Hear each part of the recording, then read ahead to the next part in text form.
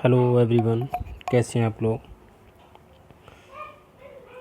छात्रों। आज हम अध्ययन करेंगे paper code 202 school organisation and management की unit 4 last unit innovations in classroom management. इसके अंतर्गत हम पढ़ेंगे आज कि क्लासरूम एज ए सब सिस्टम ऑफ स्कूल सिस्टम। कक्षा कक्ष विद्यालय प्रणाली की उपप्रणाली एवं विद्यालय एक सामाजिक प्रणाली के रूप में किस तरीके से कार्य करता है।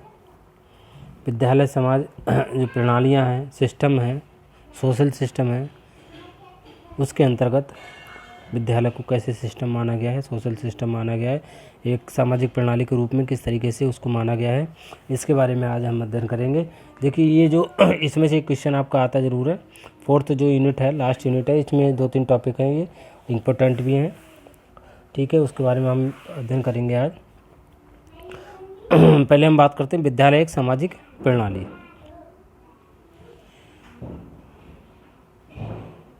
विद्यालय एक सामाजिक प्रणाली के रूप में कैसे है।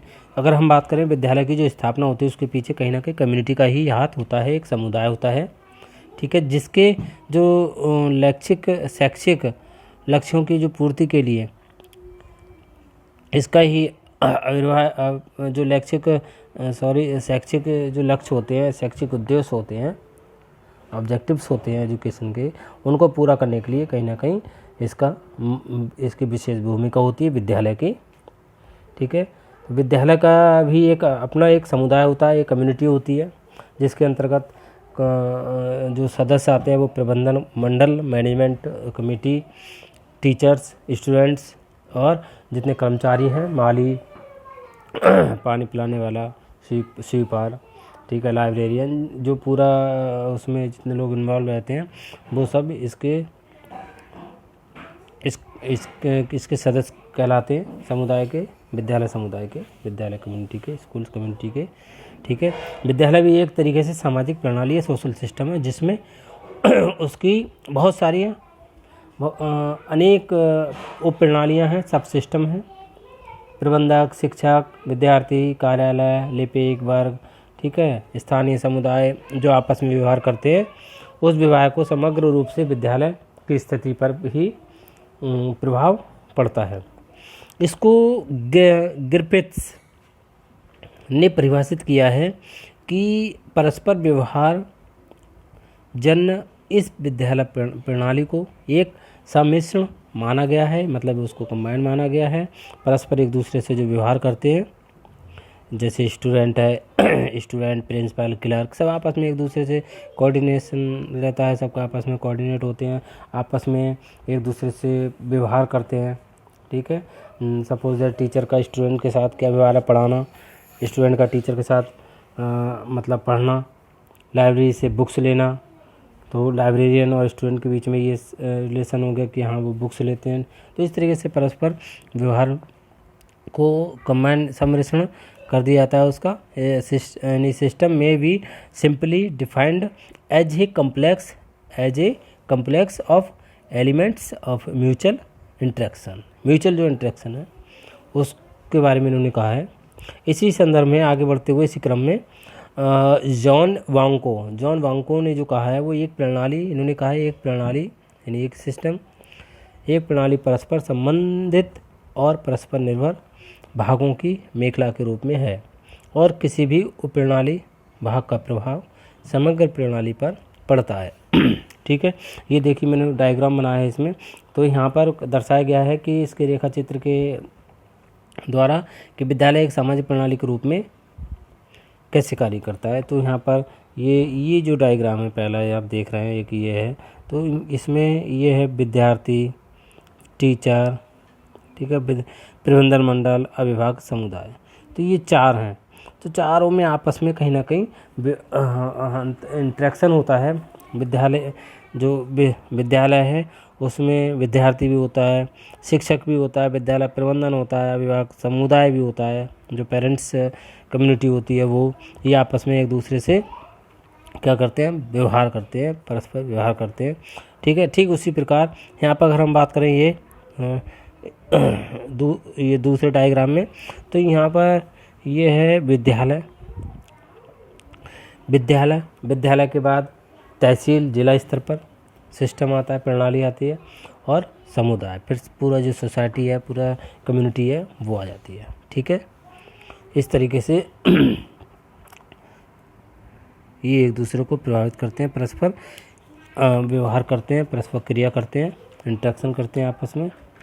ठीक है छात्रों, इसके आधार पर हम ये भी कह सकते हैं कि विद्यालय प्रणाली के जो घटक हैं, विद्यार्थी, शिक्षक, प्रबंधन, अभिभावक और समुदाय परस्पर व्यवहार करते हैं, जिससे एक विशिष्ट व्यवहार का पर्यावरण विद्यालय में बनता है। ठीक है, नेक्स्ट हम बात करते हैं प्रणाली के प्रकार, द टाइप्स ऑफ सिस्टम। प्रणाली के कितने प्रकार हैं? पहला है मुक्त प्रणाली, ओपन सिस्टम, और नेक्स्ट है बंद प्रणाली यानी क्लोज सिस्टम। तो जो विद्यालय जो है वो ओपन सिस्टम में आता है, मुक्त प्रणाली में आता है, क्योंकि वह अपने पर्यावरण से परस्पर क्रिया करता है।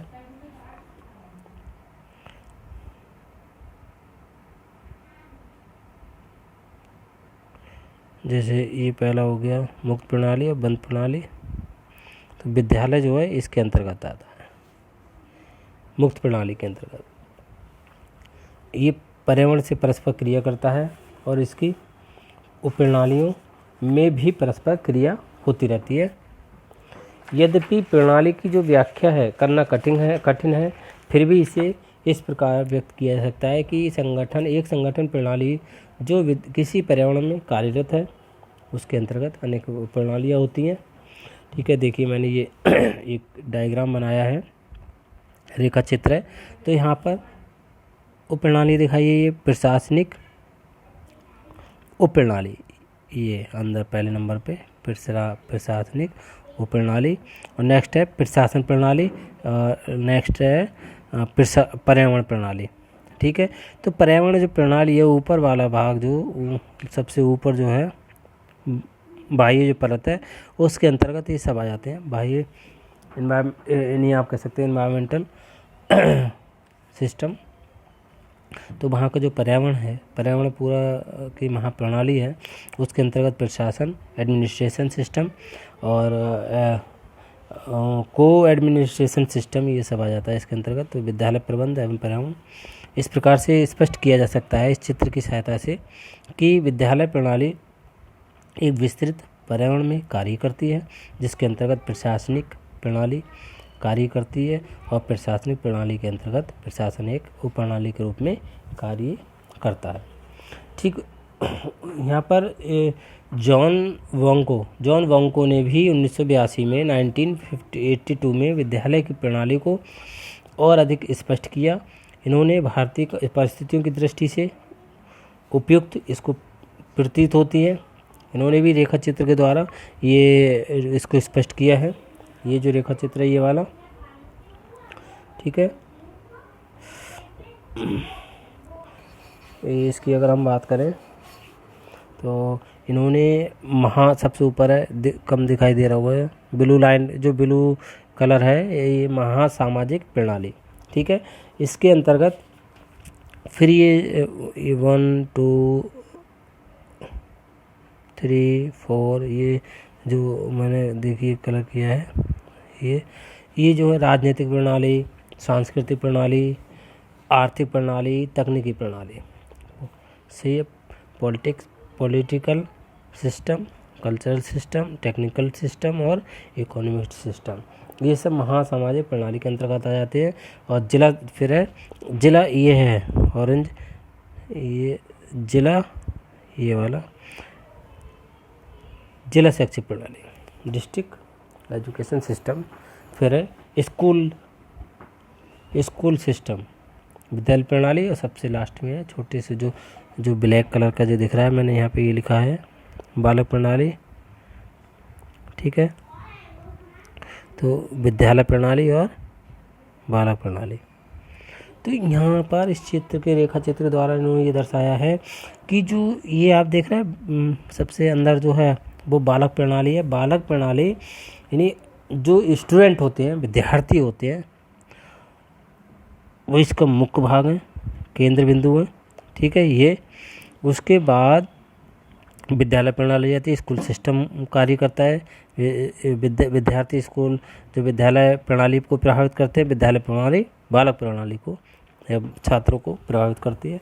फिर इसके बाद जिला स्तर पर या तहसील स्तर पर, ब्लॉक स्तर पर, ठीक है, एजुकेशन सिस्टम पर, एजुकेशन डिस्ट्रिक्ट एजुकेशन सिस्टम या ब्लॉक एजुकेशन सिस्टम या तहसील एजुकेशन सिस्टम, ये सब इसको प्रभावित करते हैं। और इन तीनों को जो प्रभावित करती हैं वो ये राजनीतिक प्रणालियाँ, राजनीतिक, आर्थिक और सांस्कृतिक, तकनीकी, ठीक है, ये चारों इसको प्रभावित करती है। और ये चारों जो है सभी मिलकर किसको सामाजिक प्रणाली को भी प्रभावित करती है।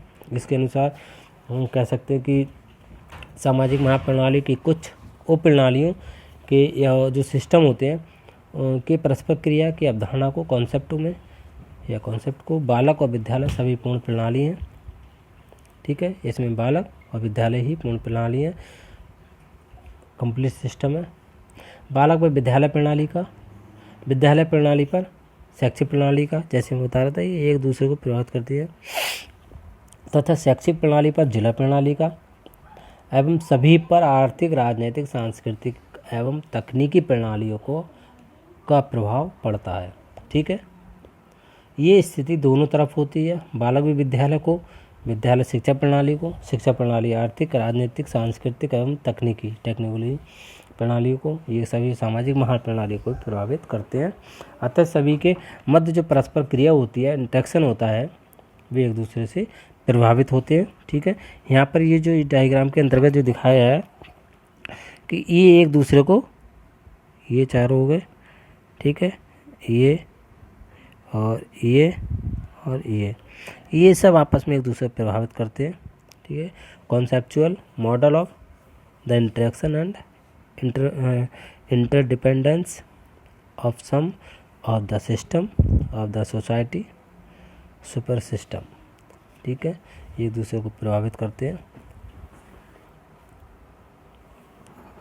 इसको आप चाहे बना लीजिएगा, ठीक है छात्रों, ये हो गई इसकी सिस्टम। अब हम बात करते हैं विद्यालय प्रणाली। विद्यालय प्रणाली के मुख्य अंग, the organs of main parts of school system या ऑर्गन्स ऑफ स्कूल सिस्टम। तो ये तो सभी जानते होंगे, इसके जो मुख्य अंग माने जाते हैं, मुख्य पार्ट्स जो माने जाते हैं, ऑर्गन्स माने जाते हैं, वो कौन कौन होते हैं। प्रशासक होता है, शिक्षक होता है, विद्यार्थी तथा सहायक सेवा कर्मचारी होते हैं, जितने लोग इन्वॉल्व, यानी कि आपने पिछले उसमें पढ़ा था कि मानवीय तत्व जो होते हैं, एक भौतिक तत्व और मानवीय तत्व, ऑर्गेनाइजेशन में जो पढ़ा था आपने, तो जो मानवीय तत्व होते हैं, ह्यूमन एलिमेंट्स, वो सभी इसके अंग होते हैं। प्रशासक, शिक्षक, विद्यार्थी, सहायक सेवा कर्मचारी, ठीक है, पानी स्वीपर, ये सब आ जाते हैं इसमें माली वाली। तो ये सभी परस्पर आपस में क्रिया करते हैं। यदि इस क्रिया परस्पर व्यक्तियों का व्यवहार, अपेक्षित व्यवहार, एक्सपेक्टेड बिहेवियर के अनुरूप है तो परस्पर सामंजस्य बना रहता है, ठीक है, सब कुछ सही है तो आपस में एडजस्टमेंट होता रहता है, बना रहता है। यदि नहीं है तो तनाव या संघर्ष की स्थिति पैदा हो जाती है। आप देखते होंगे ऐसी एग्जाम्पल स्कूल में, कॉलेजों में, ठीक है, कि टीचर की स्टूडेंट किसी टीचर की लाइब्रेरी से नहीं बनी है, प्रिंसिपल को कोई टीचर पसंद नहीं है, प्रिंसिपल को कोई स्टूडेंट पसंद नहीं है, तो कहीं ना कहीं वो विचारों का आदान प्रदान सही नहीं होता है, ठीक है। तो इस प्रकार से ये जो है तनाव और संघर्ष की स्थिति पैदा हो जाती है। वहाँ हम कहने लगते हैं कि पॉलिटिक्सबाजी हो रही है, ये सब कुछ है, ठीक है। कभी किसी टीचर ने स्टूडेंट ने नमस्कार नहीं किया, गुड मॉर्निंग नहीं किया सुबह को, लास्ट में तो पता लगा टीचर ही वहाँ पे मनमुटाव हो गया, अरे ये तो ये है वो सब, ठीक है। तो इस तरीके से विद्यालय में परस्पर क्रिया समूह के मुख्य जो रूप हैं वो तीन होते हैं, प्रशासक, शिक्षक, प्रशासक, विद्यार्थी, शिक्षक, विद्यार्थी, ठीक है। विस्तार पूर्वक अगर हम बात करें तो किस तरीके से होता है वो सब आपको जानकारी है, स्कूल में क्या स्थिति रहती है। यदि अपनी भूमिका के संबंध में सभी का व्यवहार जो है अपेक्षाओं के अनुरूप होता है तो विद्यालय में पर्यावरण का एक अच्छे पर्यावरण का निर्माण हो सकता है, होता है या हो जाएगा। तो यदि भूमिका निर्वाह करने वाले जो रोल प्ले होते करते हैं अपने, जिसको जो रोल दिया गया है, जिसका जो कार्य है, करने वाले व्यक्ति को अपनी भूमिका का सही अनुमान नहीं है, से उसको अनुभव नहीं है, उसके मस्तिष्क में अपेक्षित भूमिका का चित्र ठीक नहीं है, यह तब स्वाभाविक रूप से इस ये त्रुटिपूर्ण या इसकी कमी चित्र के कारण उसका व्यवहार ठीक नहीं होगा, जो तनाव पैदा करेगा। ये परस्पर सद्भाव के विपरीत ही होगा। इस प्रकार अतः ये आवश्यकता है कि विद्यालय प्रणाली में कभी सभी को अपनी अपनी भूमिका, यानी जो अपने अपने कार्य हैं, जिसको जो कार्य दिए गए हैं, जिसकी जो जिम्मेदारी है, उसका निर्वाह करने के लिए अपेक्षित भूमिका का निर्वहन करे। तो विद्यालय पर्यावरण को जो प्रभावित करने वाले कारक जो है वो दो हैं, एक नेतृत्व लीडरशिप जो है लीडरशिप, और दूसरा है शिक्षकों का व्यवहार स्वीकार। इसको जो स्वीकार किया है वो हॉलपिन तथा क्रॉफ्ट ने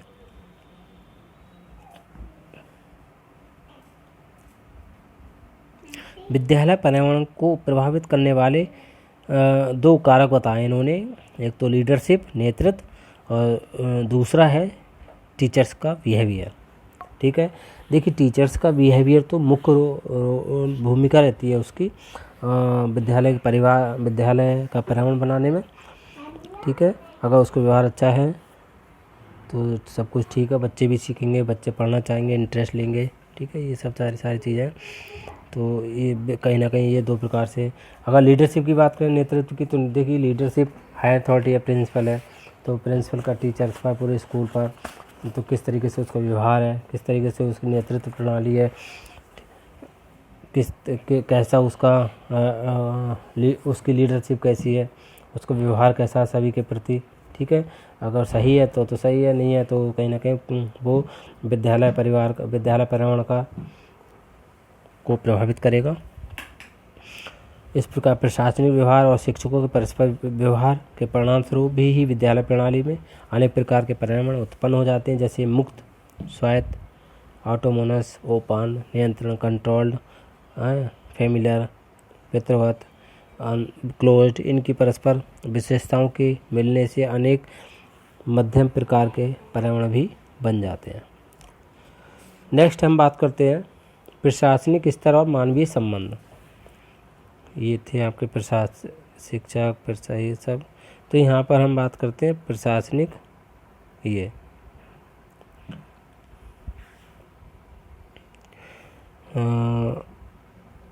प्रशासनिक स्तर और मानवीय संबंध, administrative level and human relations. तो इसमें इन्होंने इसके जो अंग हैं, पार्ट्स हैं, वो 3 हैं, प्रशासक या प्राचार्य या प्रिंसिपल एवं विद्यार्थी संबंध, और प्रशासक शिक्षक संबंध, प्रशासक समुदाय संबंध। समुदाय में पेरेंट्स आ गए या कम्युनिटी जो आसपास की या पड़ोस की, या वो सब उनके आपस में संबंध कैसा है, उसका व्यवहार कैसा है। तो मुख्य इसमें रोल दिया गया है किसका, प्रशासक का, प्रिंसिपल का। ठीक है, तो यहाँ पर समानता प्रिंसिपल के बारे में आपने पिछले लेक्चर के माध्यम से, पिछले यूनिट में, 3rd यूनिट में काफ़ी कुछ अध्ययन किया, पढ़ा, उसके गुण कैसे होना चाहिए, उसका व्यवहार कैसा होना चाहिए, ये सब उसको नॉलेज होना चाहिए।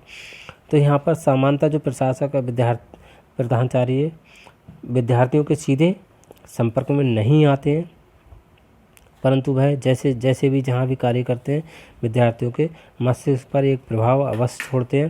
प्रधानाचार्य का जितना अधिक संपर्क विद्यार्थी से होगा, ये छवि उतनी ही अधिक स्पष्ट होगी। अधिकांश प्रशासनिक समस्याएं विद्यालय समाज के मानव समुदाय की समस्याएं हैं और इनका समाधान निकट संपर्क से हो जाता है। नेक्स्ट है ये प्रशासक शिक्षक संबंध। इसमें यानी प्रिंसिपल या अथॉरिटीज़ का जो रिलेशन है वो मूल रूप से मानवीय संबंधों की आधारशिला है।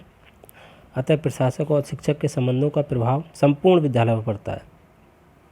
प्रिंसिपल और टीचर्स का जो में रिलेशन है, अगर मनमुटाव है या उनमें पॉलिटिक्सबाजी होती है, इस तरीके से भी हम बात कर रहे थे पीछे, उनके अनुरूप एक दूसरे के अनुरूप कार्य नहीं करते हैं, या कोई भी कार्य ऐसा विद्यालय संबंधित है तो प्रिंसिपल को नॉलेज नहीं है, प्रिंसिपल का अनुभव नहीं है, तो वो अपना टीचर्स से कोई राय नहीं ले रहा है, ठीक है, राय का मीन समझ रहा है, वो मीटिंग नहीं कर रहा है, बहुत सारी चीज़ें हैं। अनुभवी शिक्षक हैं, उनको उनके आधार पर कार्य नहीं दे रहा है, तो इस तरीके से कहीं ना कहीं वो संपूर्ण विद्यालय पर उसका प्रभाव पड़ता है। अतः प्रधानाचार्य को इस प्रकार के संबंधों का निर्माण करना चाहिए ताकि संगठन के जो ऑर्गेनाइजेशन है के विकास में अधिक योग प्राप्त हो सके। यहाँ पर प्रधानाचार्य, प्रधानाध्यापक और अध्यापकों के संबंध द्विपक्षीय होते हैं, दोनों ही पक्ष एक दूसरे को प्रभावित करते हैं। प्रशासन से शिक्षक अपेक्षा करते हैं तो शिक्षक से भी उसकी क्षमता तथा योग्यता के अनुरूप योगदान की अपेक्षा की जाती है। नेक्स्ट है प्रशासक समुदाय संबंध, यानी प्रशासक इसमें वही प्रिंसिपल और कम्युनिटी का क्या रिलेशन किस तरीके से होना चाहिए। तो समुदाय से जो अपेक्षाएं प्रशासक करता है वही समुदाय भी प्रशासक या प्रधान अध्यापक शिक्षक सभी से अच्छे व्यवहार और कार्य निश्चितता की अपेक्षा करता है। यहाँ पर समुदाय को जो माना गया है कहीं ना कहीं पेरेंट्स या वहाँ का समुदाय, वहाँ का समाज, ठीक है, या जो पूरा संपूर्ण विद्यालय में जितने लोग हैं वो सब समुदाय तो है विद्यालय का, तो वो कहीं ना कहीं प्रशासक अगर प्रिंसिपल अगर अपेक्षा करता है कि ये हमारा ये कार्य सब अच्छे से करें, वो करें, माली अच्छे से सफाई करे, माली अच्छे से पौधों को पानी दे, पौधे अच्छे से करें, वो सब कुछ टीचर का जो काम पढ़ाने का अच्छे से पढ़ाए, ठीक है, तो वहाँ पर जैसे एग्जाम्पल फॉर एग्जाम्पल स्वीपर ने अच्छे सफाई की मेहनत से कहीं गलती से थोड़ी मिस्टेक हो गई, उसकी कमी रह गई, तो वो आकर के उसने टॉर्चर करना शुरू कर दिया प्रधानाचार्य ने, प्रिंसिपल ने, ठीक है, और उसके कार्य की सराहना नहीं की, उसकी इंसल्ट की, तो कहीं ना कहीं उनके आपस में जो व्यवहार है वो उसका यानी वो जब वो अपेक्षा कर रहा है प्रिंसिपल स्वीपर से, तो स्वीपर को भी अपेक्षा रखती है अच्छे व्यवहार की, ठीक है, ऐसी स्टूडेंट की, ऐसी जब अच्छे स्टूडेंट को अच्छा स्टूडेंट से अच्छा व्यवहार किया जाएगा, उनके सुख सुविधाओं का ध्यान रखा जाएगा, ठीक है, कोई परेशानी है उसका ध्यान रखा जाएगा, तो बच्चे भी जो है, विद्यार्थी भी, स्टूडेंट भी सम्मान देंगे, तो एक दूसरे से कहीं ना कहीं अपेक्षा रहती है, उस अपेक्षा को पूरा करने के लिए दोनों अपने दायित्वों का पूरा अच्छे से करें। अतः समुदाय के साथ संपर्क बनाकर कार्यों को निर्धारित और निश्चित करते हुए सुव्यवस्था प्रदान की जाती है, इस प्रकार प्रधानाचार्य करता है, तो दोनों की अपेक्षाएं स्वाभाविक रूप से अच्छे संबंधों पे रहती हैं। ठीक है छात्रों, ये टॉपिक कंप्लीट। Thank you.